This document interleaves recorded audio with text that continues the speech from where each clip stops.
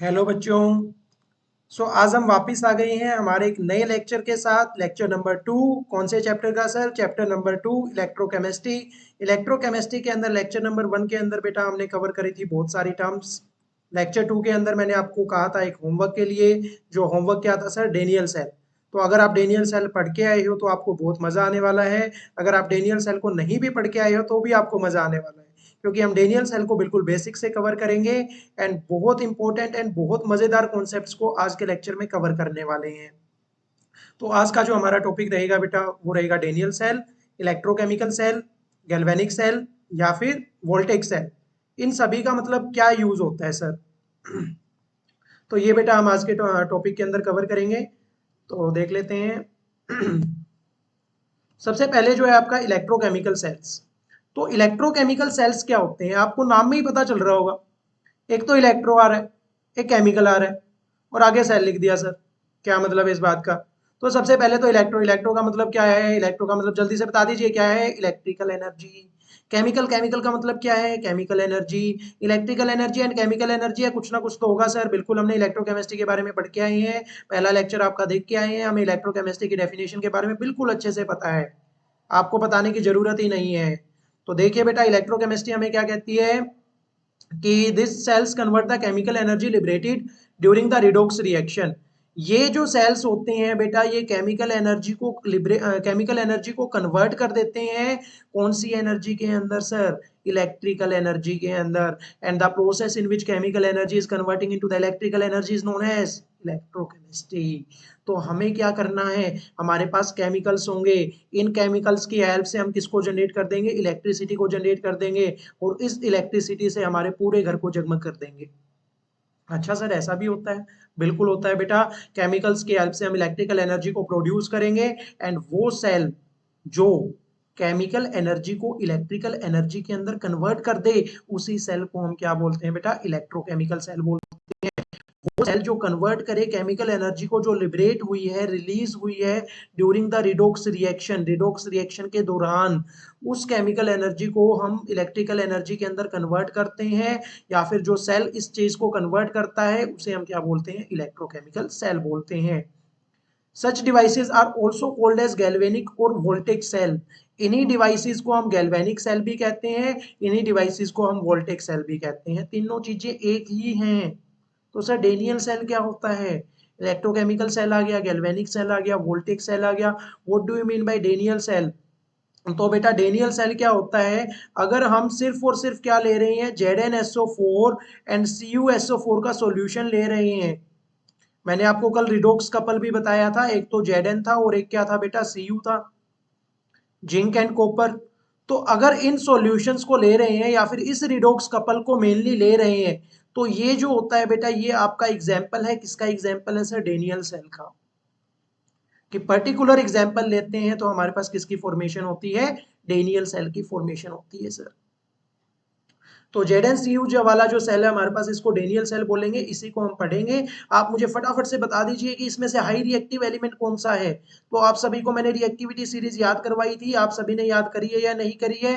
काशीनाथ का माली, आलू, जरा। तो जरा में यहाँ पे हमारे पास क्या आ गया सर? Zn आ गया। उसके बाद फीके से पकाता है और देन हमारे पास क्या आएगा? कॉपर आएगा। तो कॉपर नीचे आ रहा है तो ये क्या होगा? लेस रिएक्टिव होगा। जिंक क्या होगा? ज्यादा रिएक्टिव होगा। मोर रिएक्टिव एलिमेंट क्या करता है सर? इलेक्ट्रॉन्स को लॉस करता है। एंड हाई रिएक्टिव एलिमेंट्स क्या करता है बेटा? इलेक्ट्रॉन्स को गेन करता है। एंड मैंने आपको एक और चीज कराई थी कि अगर इलेक्ट्रॉन्स का लॉस हो रहा है, अगर इलेक्ट्रॉन्स का लॉस हो रहा है, लॉस हो रहा है, लॉस हो रहा है, तो लॉस हो रहा है तो क्या बोलेंगे उसको? जल्दी से बता दीजिए। क्या बोलेंगे सर? ऑक्सीडेशन बोलेंगे। अगर इलेक्ट्रॉन्स का गेन हो रहा है, गेन हो रहा है तो क्या बोलेंगे सर? इसका जस्ट रिवर्स बोल देंगे, that is known as reduction. तो रिडक्शन किसकी होगी सर? कॉपर की होगी। ऑक्सीडेशन किसकी होगी बेटा? जिंक की होगी। तो ये बातें समझ आई है या नहीं आई है? आ गई है सर, बिल्कुल अच्छे से आ गई है। तो हम बढ़ते हैं बेटा आगे हमारे पाथ पे, जिसमें हमारे पास सबसे पहले क्या आएगा? Daniel cell. तो डेनियल सेल क्या होता है? The cell that converts the chemical energy liberated. वो सेल जो क्या करता है सर? केमिकल एनर्जी जो लिबरेट हुई है as a result of redox reaction, redox reaction के दौरान उसको किस में कन्वर्ट कर देता है? इलेक्ट्रिकल एनर्जी के अंदर। उसे हम क्या बोलते हैं? इलेक्ट्रोकेमिकल सेल बोलते हैं। अगर उसके अंदर ZnCu का यूज हो रहा है तो उसे क्या बोलते हैं? डेनियल सेल बोलते हैं। तो it has an electrical potential of 1.1 volt. इसका जो इलेक्ट्रिकल पोटेंशियल है, इस सेल का जो पोटेंशियल है, पोटेंशियल ऑफ सेल, वो कितना होता है? 1.1 वोल्ट होता है। कहां से आया ये भी कवर करेंगे। आपके पास एक बहुत प्यारा सा टॉपिक है हमारे पास, मेजरमेंट ऑफ इलेक्ट्रिकल पोटेंशियल, या फिर measurement of oxidation potential, measurement of reduction potential. ये कॉन्सेप्ट हमारा आगे आएगा, जिसके अंदर हम इस ई सेल को निकालना भी सीख लेंगे। ऐसा नहीं है कि हम इसको निकाल नहीं सकते, बिल्कुल निकाल सकते हैं, उसके लिए भी एक मेथड है, उसको हम कवर करेंगे हमारे आगे आने वाले टॉपिक्स के अंदर। तो अब डेनियल सेल की प्रोसेस को समझ लेते हैं, उसके सेटअप को समझ लेते हैं। दो जार मैंने यहाँ पे बना रखे हैं, एक ZnSO4 का, एक CuSO4 का है। क्यों बना रखे हैं सर ये? तो सेटअप है बेटा डेनियल सेल का। सबसे पहला पॉइंट क्या है? In a beaker a plate of zinc is dipped in a solution of zinc sulphate. Sulphate की स्पेलिंग गलत है, कंप्यूटर एरर, मेरा नहीं है, कंप्यूटर का एरर। चलो गलती मान लेते हैं, मेरा ही एरर होगा। तो यहाँ पे सर हमारे पास क्या है? एक तो ZnSO4 का सॉल्यूशन है, और एक क्या है? CuSO4 का सॉल्यूशन है। ZnSO4 का सॉल्यूशन जो होता है वो कैसा होता है? कलरलेस होता है। बिल्कुल सही सर, आपको ही पता है। बिल्कुल सर। तो ZnSO4 का सॉल्यूशन कलरलेस है, CuSO4 का कलर कैसा होता है? ब्लू होता है। यहाँ पे लिख क्यों रहे हो सर? यहाँ पे दिखा तो रखा है, बिल्कुल दिखा रखा है बेटा। CuSO4 का सॉल्यूशन कैसा है? जल्दी से देख के बताइए। ब्लू कलर है। एंड ZnSO4 का सॉल्यूशन कैसा है? कलरलेस है। तो in a beaker a plate of zinc is dipped in a solution of zinc sulphate. ये वाली जो आपके पास बीकर है, इस बीकर के अंदर हम क्या डाल देंगे? एक रोड डाल देंगे। एंड ये वाली जो रोड है बेटा, ये आपके पास एक हाईली स्पेसिफिक मटेरियल की है। कौन सा मटेरियल है वो? जिंक। तो ZnSO4 के सॉल्यूशन के अंदर कौन से मटेरियल की रोड डालनी है? जिंक की रोड डालनी है। अच्छा सर, ये बात हमें समझ में आ गई है, बिल्कुल अच्छे से समझ में आ गई है।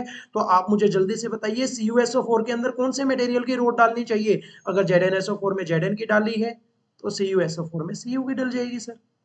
ये भी कोई कहने वाली बात है? बिल्कुल बेटा, यहाँ पे आपके पास कौन सी रोड आ जाएगी? CuSO4 की रोड आ जाएगी, सॉरी Cu की रोड आ जाएगी CuSO4 के सॉल्यूशन के अंदर। तो in another beaker a plate of copper is dipped in a solution of copper 2 sulphate in another container. तो ये बात हमें समझ में आ गई है सर। कॉपर का सल्फेट का सॉल्यूशन लेंगे, कॉपर की रोड डाल देंगे, ZnSO4 का सॉल्यूशन लेंगे, Zn की रोड डाल देंगे। These plates of matter are called electrodes of the cell। और ये जो प्लेट्स होती हैं बेटा प्योर मेटल की, इन्हें क्या कहा जाता है? इलेक्ट्रोड्स कहा जाता है। इलेक्ट्रोड्स भी दो टाइप की होती हैं, एक तो क्या होती है बेटा? एनोड होती है, और एक क्या होती है? कैथोड होती है। ये चीजें आपको करा चुका हूं मैं, चलो फिर से करा दो सर, क्या बात होगी।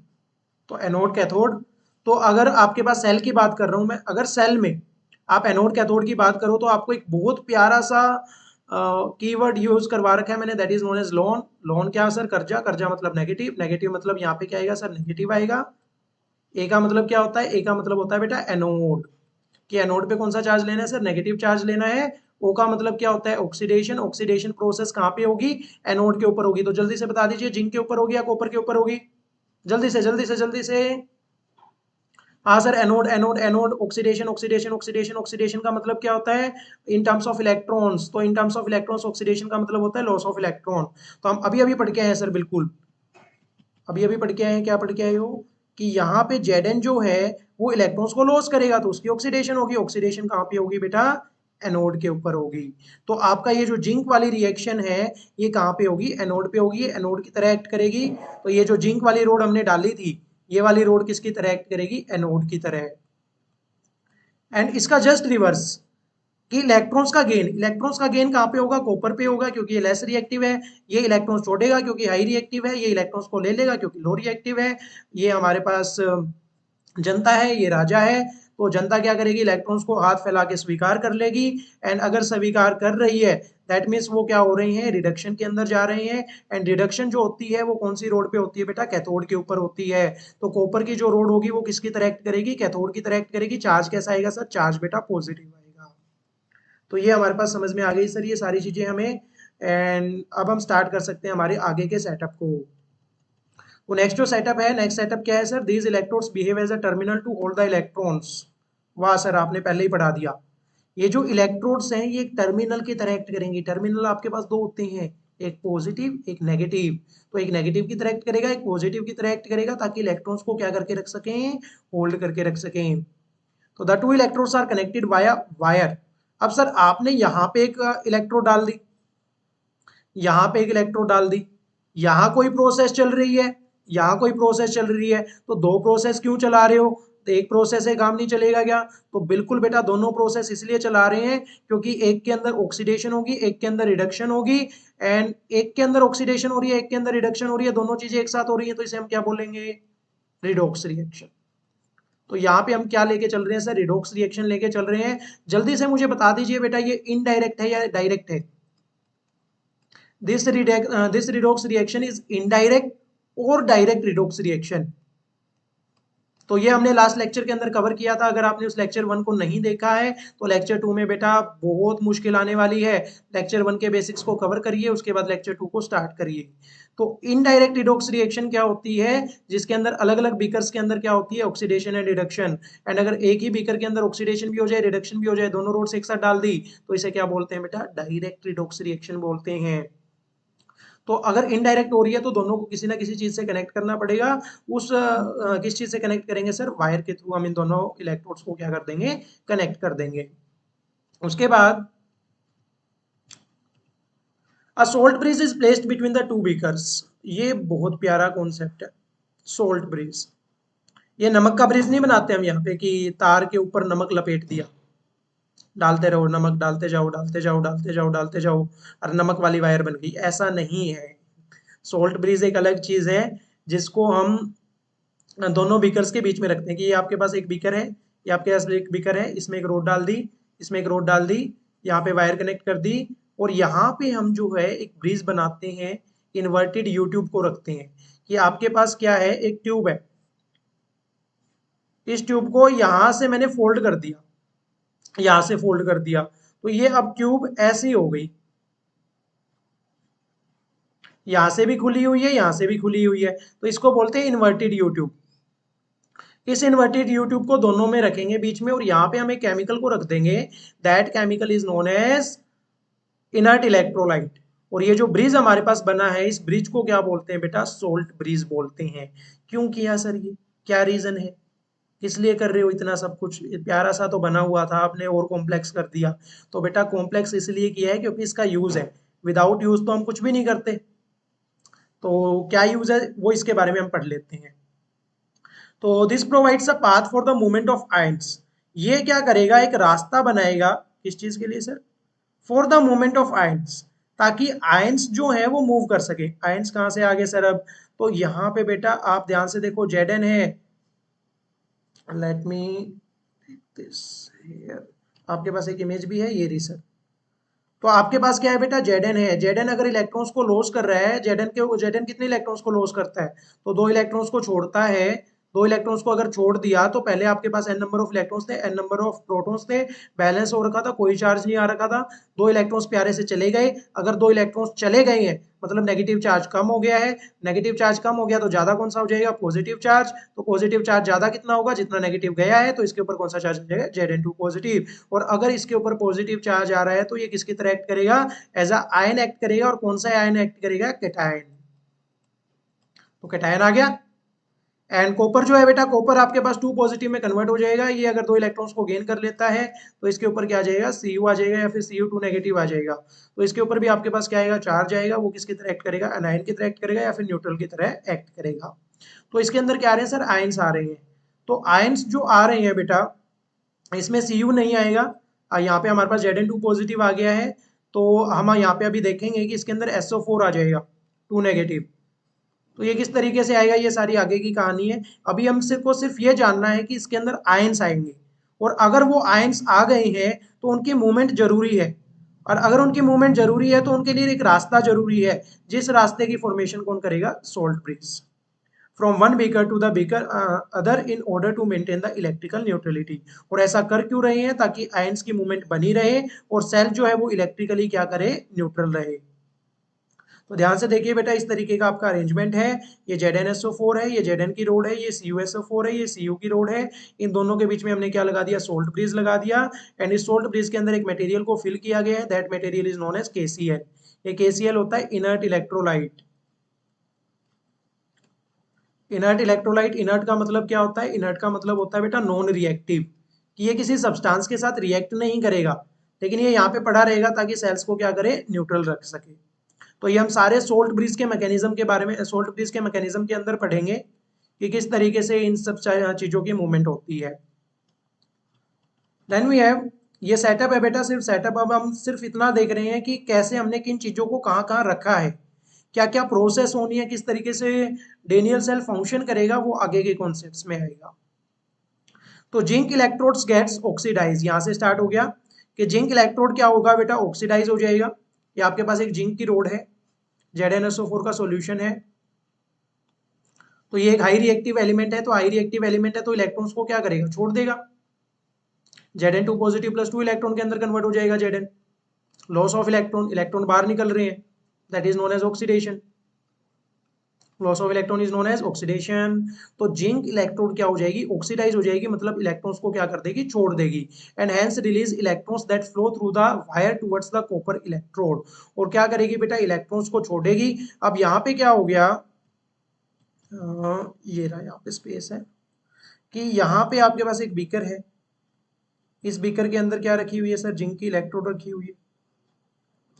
ये सॉल्यूशन है, किसका सॉल्यूशन सर, ZnSO4 का सॉल्यूशन है।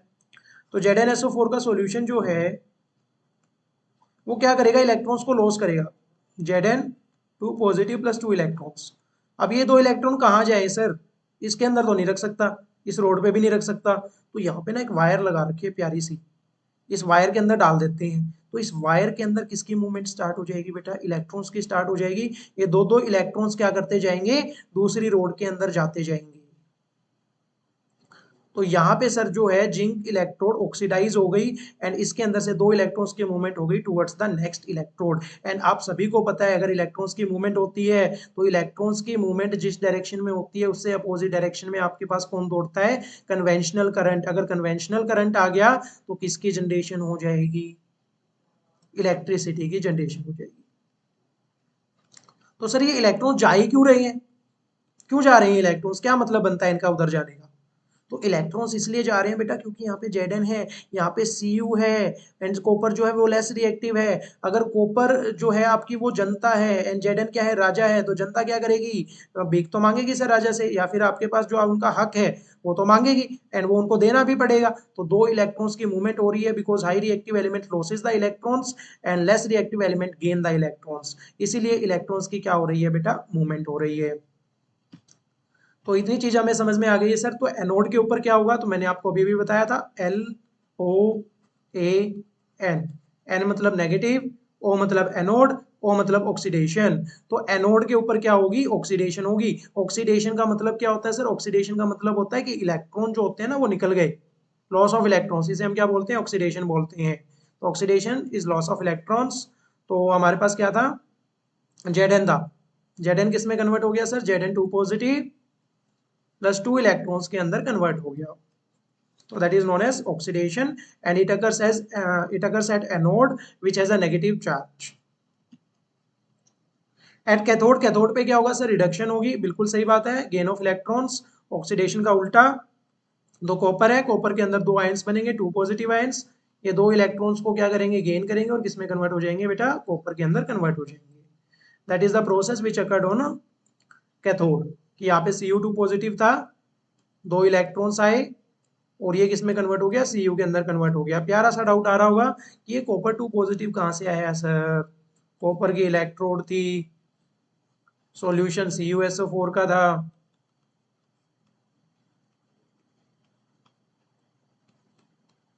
तो ये कॉपर 2 पॉजिटिव कहाँ से आ गया, तो बेटा मैं आपको यहाँ पे बता दूं कि यहाँ पे आपके पास Zn की रोड थी, Zn की रोड में Zn का जो सॉल्यूशन, Zn की रोड जो है वो सॉल्यूशन के अंदर हमने डाल रखी थी। तो वहां पे Zn क्या कर रहा था, दो इलेक्ट्रॉन्स को छोड़ रहा था because that is high reactive element, और दो इलेक्ट्रॉन्स को क्या कर रहा था बेटा, इधर छोड़ रहा था। तो Zn2 पॉजिटिव किस में जा रहे थे, सॉल्यूशन के अंदर जा रहे थे।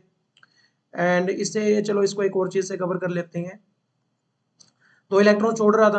तो यहाँ पे जो Cu है आपका, ये क्या करेगा बेटा, गेन करेगा उन इलेक्ट्रॉन्स को। गेन अगर उन इलेक्ट्रॉन्स को करना है तो यहाँ पे आपका जो CuSO4 का सॉल्यूशन है ये एक्ट करेगा कि आपके पास Cu2 पॉजिटिव है और SO4 2 नेगेटिव है, एक्वस सॉल्यूशन ले रखा है, तो ये जो Cu2 पॉजिटिव यहाँ पे सॉल्यूशन के अंदर है, ये सॉल्यूशन 2 इलेक्ट्रॉन्स को गेन करेगा और किसमें कन्वर्ट हो जाएगा, Cu के अंदर।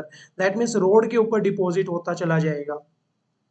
इसको यहाँ पे ले लेते हैं ब्लैक स्क्रीन पे, कि यहाँ पे आपके पास क्या है, एक बीकर है, यहाँ पे एक और बीकर है, यहाँ पे रोड्स डाल रखी हैं हमने। कौन सी रोड्स डाल रखी हैं, Zn की रोड, और यहाँ पे किसकी रोड डाल रखी है बेटा, Cu की रोड। तो इसमें क्या हो रहा है कि आपके पास एक सॉल्यूशन है, तो ये जो रोड है, ये रोड जो है इसके अंदर से Zn जो है वो 2 इलेक्ट्रॉन्स को छोड़ दे रहा है, जिसकी वजह से आयंस बन रहे हैं। कौन से आयंस बन रहे हैं, 2 इलेक्ट्रॉन्स छोड़ने के बाद Zn2 पॉजिटिव आयंस बन रहे हैं। सॉल्यूशन किसका डाला था, ZnSO4 का। एक्वस सॉल्यूशन डाला था, मतलब Zn2 पॉजिटिव के आयंस हैं एंड SO4 2 नेगेटिव के आयंस हैं। तो ये जो Zn2 पॉजिटिव के आयंस ये रोड छोड़ रही है, ये कहाँ पे छोड़ेगी, सॉल्यूशन के अंदर छोड़ेगी। तो आप सभी को पता चल गया होगा कि ये Zn2 पॉजिटिव आयंस यहाँ पे छोड़े तो Zn2 पॉजिटिव आयंस बढ़ गए। तो Zn2 पॉजिटिव आयंस पहले से प्रेजेंट थे, Zn2 पॉजिटिव आयंस रोड ने छोड़ दिए, तो Zn2 पॉजिटिव आयंस की कंसंट्रेशन क्या हो जाएगी, इंक्रीज हो जाएगी। चलो एक और चीज देखते हैं, यहाँ पे आपके पास कौन से आयंस हैं, CuSO4, Cu2 positive and SO4 2 negative. तो सर ये कॉपर भी तो छोड़ सकता है इसके अंदर आयंस, नहीं बेटा, ये लेस रिएक्टिव एलिमेंट है। तो यहाँ पे आपके पास ये 2 इलेक्ट्रॉन्स इस सॉल्यूशन के अंदर आ जाएंगे। किसके थ्रू आएंगे, रोड के थ्रू, क्योंकि हमने वायर के थ्रू कनेक्ट कर रखा है। तो इन 2 इलेक्ट्रॉन्स को यहाँ पे लाने के बाद यहाँ पे जो Cu2 पॉजिटिव आयंस प्रेजेंट है, ये इन 2 इलेक्ट्रॉन्स को क्या कर लेंगे बेटा, गेन कर लेंगे, एंड गेन करके किस में कन्वर्ट हो जाएंगे, कॉपर के अंदर। एंड प्योर कॉपर कहाँ पे प्रेजेंट है, रोड में प्रेजेंट है। तो ये जो प्योर कॉपर है ये कहाँ पे डिपोजिट होता चला जाएगा, इस रोड के ऊपर डिपोजिट होता चला जाएगा। एंड यहाँ से Cu2 पॉजिटिव आयंस की कंसंट्रेशन क्या होती चली जाएगी, कम होती चली जाएगी। एंड अगर ये कम हो रही है तो ऑब्वियस सी बात है यहाँ पे SO4 2 नेगेटिव आयंस क्या है, कंसंट्रेशन क्या हो जाएगी बेटा, इंक्रीज हो जाएगी। एंड इसको अगर हमें सोल्ट ब्रिज को भी समझना है तो यहीं पे समझ सकते हैं कि आपके पास SO4 2 नेगेटिव आयंस की कंसंट्रेशन क्या हो गई है, इंक्रीज हो गई है। यहाँ पे Zn2 पॉजिटिव आयंस की कंसंट्रेशन इंक्रीज हो गई है। तो एक मोमेंट ऐसी आएगी कि इलेक्ट्रॉन्स आ रहे हैं, फिर से आ रहे हैं, फिर से आ रहे हैं, तो इलेक्ट्रॉन्स तो आए जा रहे हैं। तो एक मोमेंट ऐसा आएगा कि इलेक्ट्रॉन्स जो है उसकी कंसंट्रेशन भी ज्यादा हो जाएगी, क्योंकि SO4 2 नेगेटिव की कंसंट्रेशन भी बढ़ती जा रही है, यहाँ पे Zn2 पॉजिटिव भी बढ़ती जा रही है। एक एंड हाईली पॉजिटिव हो गया है, एक एंड हाईली नेगेटिव हो गया है। दैट मीन्स अगर हमें हाथ लगाएंगे तो हमें करंट भी लग सकता है, लेकिन ऐसा तो नहीं होता, सेल तो न्यूट्रल है। आपने सेल के हाथ लगाया है तो कभी आपको करंट लगा है क्या, नहीं सर, सेल तो न्यूट्रल होता है, हमने देखा है बिल्कुल अच्छे से न्यूट्रल है। तो सेल न्यूट्रल है, सेल न्यूट्रल क्यों होता है, क्योंकि यहाँ पे जो SO4 2 नेगेटिव आयंस की कंसंट्रेशन बढ़ी है और यहाँ पे जो जिंक 2 पॉजिटिव आयंस की कंसंट्रेशन बढ़ी है, इनकी हम क्या करा देते हैं, मूवमेंट करा देते हैं। कि हम यहाँ पे सोल्ट ब्रिज लगा देंगे, इस सोल्ट ब्रिज के अंदर इनर्ट इलेक्ट्रोलाइट डाल देंगे, फॉर एग्जांपल KCl। ये बेचारा किसी के साथ रिएक्ट नहीं करेगा, बस पड़ा रहेगा, K पॉजिटिव Cl नेगेटिव। ये सर नेगेटिव आयंस को खींचेगा, ये पॉजिटिव आयंस को खींचेगा। तो यहाँ से नेगेटिव आयंस यहाँ पे आते जाएंगे एंड यहाँ से पॉजिटिव आयंस क्या होते जाएंगे, डिपॉजिट होते जाएंगे, ताकि सेल की न्यूट्रलिटी क्या रहे, मेंटेन रहे। एंड ये फंक्शन होता है बेटा किसका, सोल्ट ब्रिज का। तो इस तरीके से जो है सोल्ट ब्रिज वर्क करता है। तो ये थी बेटा कंप्लीट प्रोसेस डेनियल सेल की। अब किस तरीके से इसमें इलेक्ट्रिसिटी जनरेट हो रही है ये पढ़ना और बहुत इंपॉर्टेंट है। तो इलेक्ट्रॉन्स तो समझ में आ गया कि इलेक्ट्रॉन जाएंगे, करंट ऑब्टेन हो जाएगा। तो zinc atoms being more reactive have a greater tendency to loss the electrons that of copper. Zinc atoms जो होते हैं वो ज्यादा रिएक्टिव होते हैं, इसलिए उनकी ज्यादा टेंडेंसी होती है इलेक्ट्रॉन्स को लॉस करने की, किसके बजाय, कॉपर की बजाय। The electrons in this cell moves from zinc anode. Electrons कहां से कहां मूव करेंगे, जिंक की एनोड से कॉपर की कैथोड पे मूव कर जाएंगे through the wire connecting the two electrodes, जो 2 इलेक्ट्रोड्स को क्या कर रही है, कनेक्ट कर रही है in the external circuit. And जैसे ही इलेक्ट्रॉन्स की मूवमेंट होगी, जैसे ही इलेक्ट्रॉन्स की मूवमेंट होगी, अ bulb placed with in this circuit, एक बल्ब प्लेस होगा इस सर्किट के अंदर, वो क्या कर जाएगा, ग्लो कर जाएगा। क्यों करा ग्लो, क्योंकि एनोड से कैथोड की तरफ इलेक्ट्रॉन्स चले गए हैं। अगर इलेक्ट्रॉन चले गए तो करंट भी दौड़ेगा, करंट दौड़ेगा तो यहाँ पे एक बल्ब लगा दो, करंट जैसे ही बल्ब में आएगा, बल्ब क्या करेगा, ग्लो करेगा। अरे वाह सर, यहाँ पे हमने केमिकल लिया, यहाँ पे हमने केमिकल लिया और यहाँ क्या मिल गया, करंट मिल गया, मतलब केमिकल एनर्जी किसमें कन्वर्ट हो गई, इलेक्ट्रिकल एनर्जी के अंदर कन्वर्ट हो गई। ये कौन सा सेल करता है, इलेक्ट्रोकेमिकल सेल करता है। इलेक्ट्रोकेमिकल सेल के दो और नाम है, galvanic cell and voltaic cell. And इसके अंदर हमने किसका यूज किया है, Zn का यूज किया है, Cu का यूज किया है। Zn और Cu वाले कपल को क्या बोलते हैं, डेनियल सेल बोलते हैं। तो इसीलिए डेनियल सेल जो होता है वो हमारे लिए बहुत यूजफुल होता है। And a volt meter connected with in this circuit will show deflection. हम इसके अंदर एक वोल्ट मीटर भी लगा देंगे ताकि हमें पता चल जाए कि इसके अंदर डिफ्लेक्शन आ रही है, तो हमारे पास सर्किट क्या कर रहा है बेटा, वर्किंग के अंदर है। The net reaction of this cell is the sum of two half cells. तो ये जो नेट रिएक्शन होती है बेटा, ये सम होता है दो हाफ सेल रिएक्शंस का। दो हाफ सेल रिएक्शंस कौन सी होती हैं, जल्दी से बता देता हूं मैं आपको। एक तो आपके पास क्या है, Zn जो है वो किसमें कन्वर्ट हो रहा है, Zn2 पॉजिटिव प्लस 2 इलेक्ट्रॉन्स के अंदर। एंड Cu2 पॉजिटिव जो है वो 2 इलेक्ट्रॉन्स को गेन कर रहा है और किसमें कन्वर्ट हो रहा है बेटा, Cu के अंदर कन्वर्ट हो रहा है। अगर हम दोनों रिएक्शन को ऐड ऑन करते हैं तो ये प्रोडक्ट साइड है, ये रिएक्टेंट साइड है। एंड 2 इलेक्ट्रॉन्स यहाँ पे कैंसिल हो जाते हैं, Zn प्लस में Cu2 positive is converting into Zn2 positive plus Cu. So that is the net reaction of this cell. ये आपके पास नेट रिएक्शन है बेटा इस सेल की। एंड अगर मैं इसको सेल रिप्रेजेंटेशन के तौर पे दिखाऊं तो सेल रिप्रेजेंटेशन शायद यहाँ पे नहीं है, तो सेल रिप्रेजेंटेशन हम कर लेते हैं। तो ध्यान से देखो बेटा, इसको ध्यान से समझिएगा। आपके पास क्या है, एक तो Zn है,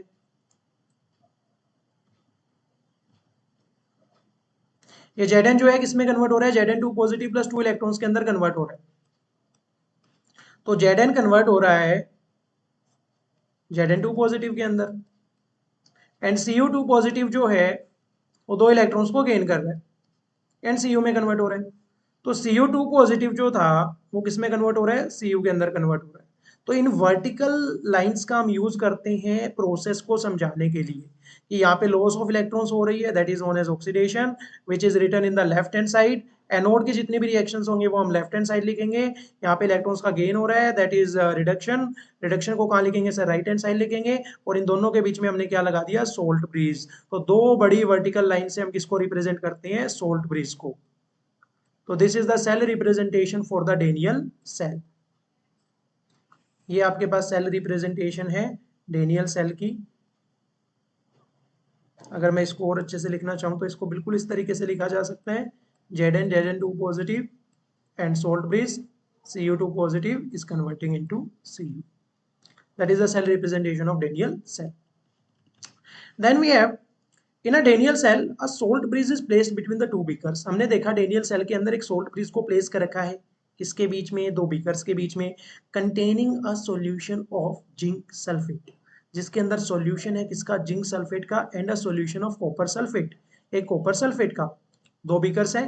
this provides a path for the movement of ions, ये क्या करेगा, आयंस की मूवमेंट के लिए एक पाथ ऑब्टेन करेगा from one beaker to the other in order to maintain the electrical neutrality, एक बीकर से दूसरे बीकर में जाने के लिए ताकि इलेक्ट्रिकल न्यूट्रलिटी क्या रहे, मेंटेन रहे। उसके बाद सोल्ट ब्रिज का जो फंक्शन है बेटा, सोल्ट ब्रिज का फंक्शन अभी तक खत्म नहीं हुआ है।